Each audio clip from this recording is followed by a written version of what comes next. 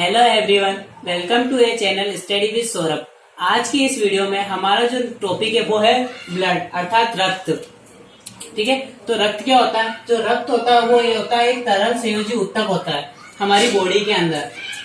ठीक है, जो तरल संयोजी जो रक्त के अंदर जो तरल भाग होता है उस भाग को हम बोलते हैं प्लाज्मा।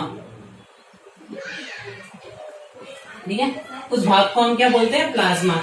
हमारे रक्त के अंदर जो तरल भाग होता है, जो तरल पदार्थ होता है, उस पदार्थ को हम उस भाग को हम बोलते हैं प्लाज्मा। हमारा जो रक्त होता है वो क्या करता है कि वो ऑक्सीजन का वहन करता है। कहां से? लंग्स से लेके कोशिका तक, और CO2 का कोशिका से लंग्स तक। हमने जब हमारा श्वसन तंत्र पढ़ा था उसके अंदर हमने देखा था कि हमारा जो रक्त होता है वो क्या करता है, हमारी कोशिकाओं से जो अपशिष्ट पदार्थ होते हैं, ठीक है, उनको क्या करता है CO2 के रूप में कहां तक ले जाता है? लंग्स तक। और लंग्स से क्या होता है वो बाहर हो जाते हैं। और जो रक्त होता है वो क्या करता है, लंग्स से अर्थात हमारे फेफड़ों से क्या करता है, ऑक्सीजन को कहां तक लेके आता है?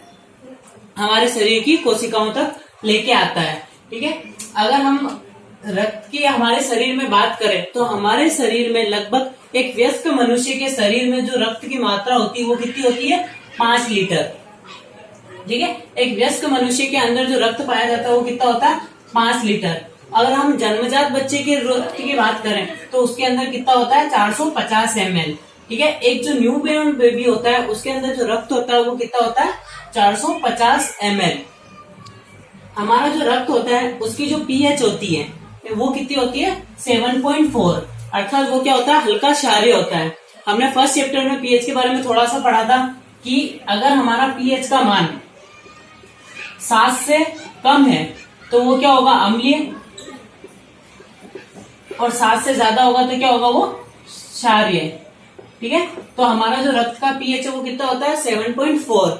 तो ये जो है वो क्या है? हल्का क्षारीय है। ठीक है, अब हम बात करते हैं रक्त का संगठन अर्थात कंपोजिशन, कि हमारे रक्त के अंदर क्या क्या होता है। ठीक है, तो हमने कहा था कि हमारा जो रक्त होता है वो क्या होता है? तरल संयोजी पदार्थ होता है। ठीक है, उसको हम क्या बोलते हैं? प्लाज्मा। अब हमारे रक्त के अंदर जो सबसे अधिक मात्रा में होता है वो क्या होता है? वाटर अर्थात जल होता है। कितना? 90 to 93% क्या होता है? जल होता है। उसके अलावा होता है सॉलिड अर्थात ठोस पदार्थ, जिसके अंदर कौन कौन से हो गए? कार्बनिक और अकार्बनिक दोनों। ठीक है, कार्बनिक के अंदर आ गया जैसे कार्बोहाइड्रेट, एंजाइम, प्लाज्मा प्रोटीन और अमीनो अम्ल। ये सारे क्या होते हैं? हमारे रक्त में उपस्थित होते हैं।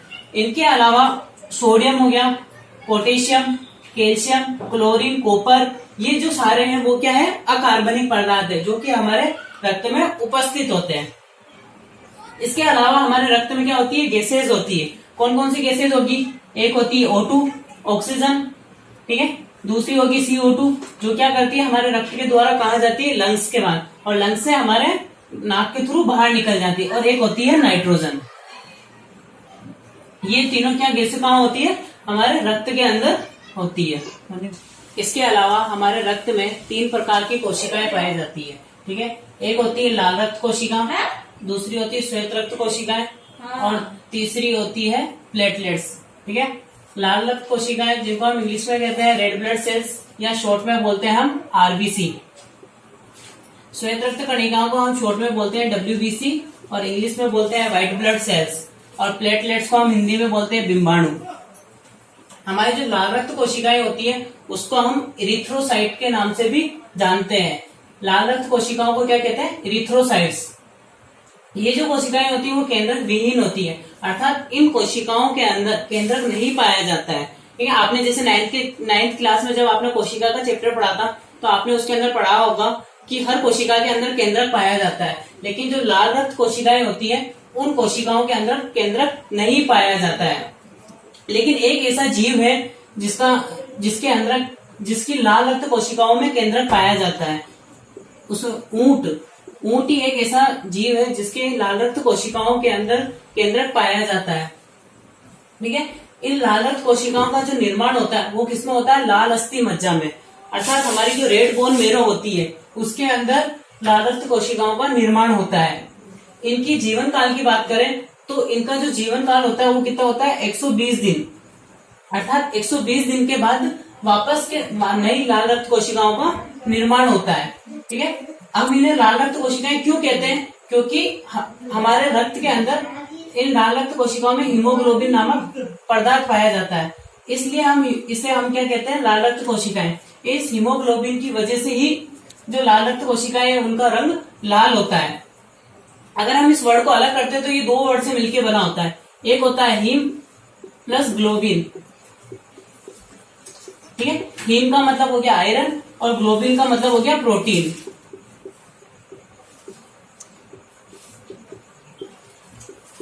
इसी की वजह से क्या होता है कि हमारा जो रक्त है उसका रंग लाल होता है।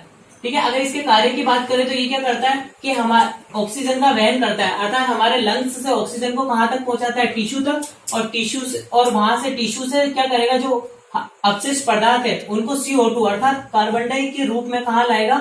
हमारे लंग्स तक लाएगा, और वो हमारे क्या होगी? नाक के थ्रू बाहर निकल जाएगी।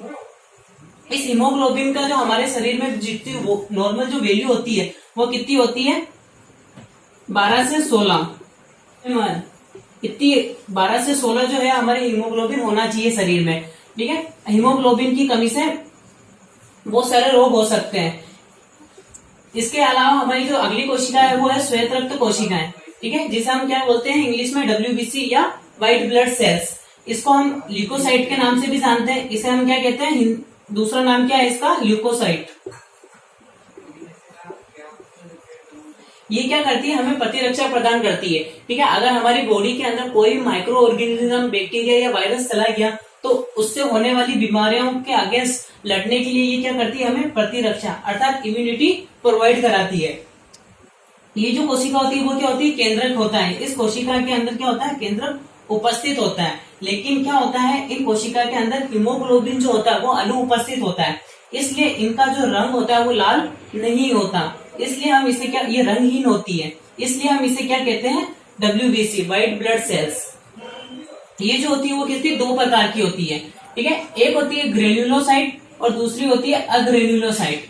ठीक है, इसे हम हिंदी में कहते हैं कणिकाणु और इसे कहते हैं अकणिकाणु। अर्थात इसके अंदर तो जो कणिकाणु है वो प्रेजेंट होंगे और इसके अंदर क्या होंगे?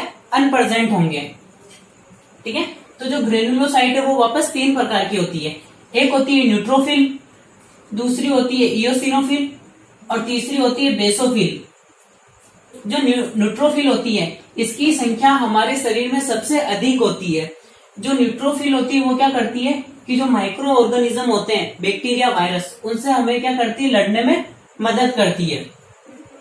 जो इयोसिनोफिल होती है वो क्या करती है? पैरासाइट से लड़ने में हमारी मदद करती है। ठीक है, अगर हम अग्रेन्युलोसाइट की बात करें तो इसके अंदर दो टाइप की होती है, एक होती है मोनोसाइट और दूसरी होती है लिम्फोसाइट। जो हमारी लिम्फोसाइट है वो वापस दो प्रकार की होती है, एक होती है बी लिम्फोसाइट और एक होती है टी लिम्फोसाइट। ठीक है, तो जो लिम्फोसाइट है वो क्या करती है? हमें प्रतिरक्षा प्रदान करती है। जो इम्यूनिटी मिलती है हमें वो किससे मिलती है? हमें लिम्फोसाइट से मिलती है। ठीक है, अगर इसकी हमारे शरीर में संख्या की बात करें तो इसकी जो लगभग संख्या होती है हमारे शरीर में वो कितनी होती है? लगभग 11,000। ठीक है, हमारे रक्त में जो श्वेत रक्त कणिकाएं पाई जाती है उनकी संख्या कितनी होती है? 11,000। ठीक है, अगर अब हम अगली जो हमारी कोशिका होती है वो होती है प्लेटलेट्स। ठीक है, प्लेटलेट्स की अगर हम बात करें तो हम इसे हिंदी में कहते हैं बिंबाणु। ठीक है, इसका दूसरा नाम क्या हो गया? थ्रोम्बोसाइट। इसकी संख्या हमारे शरीर में लगभग 3 लाख तक होती है और इसका जो जीवन काल होता है वो कितना होता है? 10 दिन का इसका जीवन काल होता है। ये क्या करती है? हमारे शरीर में रक्त का थक्का जमने में सहायक है। ठीक है, अगर हमारे कहीं चोट लग जाती है तो जो प्लेटलेट्स होती है उस जगह पे रक्त का थक्का जमाने में मदद करती है ताकि ज्यादा ब्लीडिंग नहीं हो। अब हम रक्त के कार्य देखते हैं कि रक्त हमारे शरीर में क्या क्या कार्य करता है। पहला जो कार्य है वो क्या है? O2 व CO2 का वातावरण एवं ऊतकों के मध्य विनिमय। ठीक है, हमने पहले भी पढ़ा कि जो लाल रक्त कोशिकाएं हैं वो क्या करेगी कि ऑक्सीजन को हमारे शरीर में पहुंचाएगी और क्या करेगी? जो CO2 है उसको क्या करेगी? हमारे शरीर से बाहर निकालने का काम करेगी। दूसरा है वो है पोषक तत्वों का शरीर में विभिन्न स्थानों पर परिवहन। ठीक है, हम जो भी पोषक पदार्थ खा रहे हैं उनका क्या करेगी? शरीर के विभिन्न स्थानों पर जो भी ऑर्गन है, जो जहां जहां कोशिकाएं उपस्थित है सभी जगह क्या करेगी? ये पोषक तत्वों का परिवहन करेगी। इसके अलावा ये हमारे शरीर का जो pH है उसको नियंत्रित करता है। हमारे शरीर का ताप नियंत्रित करता है, हमारे बॉडी टेम्परेचर को मेंटेन करता है ये, और ये क्या करता है, परिरक्षण के कार्य को संपादित करने का काम करता है। हमारी जो इम्यूनिटी है उसको मेंटेन करता है, और जो बैक्टीरिया या माइक्रो ऑर्गेनिज्म हमारी बॉडी में चले गए, ठीक है, तो WBC क्या करती है, उनके अगेंस्ट हमें लड़ने के लिए इम्यूनिटी प्रोवाइड कराती है। उसके अलावा उत्सर्जित उत्पादों को शरीर से बाहर निकालने का कार्य करती है। हमारे शरीर में जो वेस्ट प्रोडक्ट होते हैं, ठीक है, उनको क्या करेगी, ये बाहर निकालने का काम करती है। इसके अलावा हमारे शरीर में अलग अलग जगह ये क्या करती है, हार्मोन का परिवहन का भी काम करती है। तो गाइस, आज के वीडियो में हमने देखा कि रक्त क्या होता है, रक्त के क्या कार्य होते हैं, और जो हमारा रक्त है उसमें कितने प्रकार की सेल्स होती है। आई होप आपको ये वीडियो समझ आया होगा। अगर आपको ये वीडियो पसंद आया है तो आप इसे ज्यादा से ज्यादा शेयर कीजिए।